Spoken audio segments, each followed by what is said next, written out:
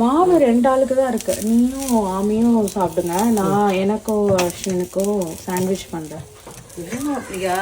2 ஆள் அளவு மாவு தாம்மா இருக்கு. எப்படி 4 பேர் சாப்பிடலாம். அந்த அளவுக்கு நான் அதிகமாக ஆக்குவேன். இது என்ன அக்ஷய பாத்திரமா? நீ தோசை சுட சுட மாவு வர்றதுக்கு? அப்படிதான் அக்ஷய பாத்திரமே தான்.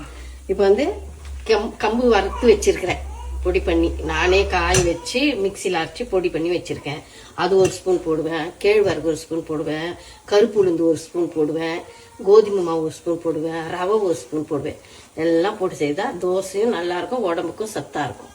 இப்போ வந்து இதுல வந்து வெறும் உங்களுக்கு மொரன்னு வேணுமா? வேணும்னா ரவை தோசை போட்டுக்கலாம். ரவை ஊற 10 நிமிஷம் ஊற வச்சு ரவை தோசை சுடலாம்.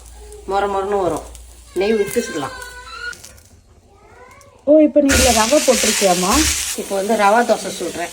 ஒரு 4 பேர் 5 பேர் இருக்கிறோமா, கோதுமை மாவு போட்டுக்கலாம், ராகி மாவு போட்டுக்கலாம், எல்லாம் போட்டுட்டு எல்லாம் மொர சுடுறோம். சத்தாகவும் இருக்கும் உடம்புக்கு.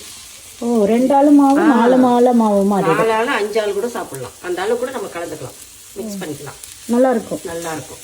மாவு அதிகமாக வேணுமா, ரவையும் கோதுமை மாவும் போடுவோம். போட்டாலும் அது வந்துடலாம். 3 பேர் 4 பேர் சேர்ந்து சாப்பிடலாம்.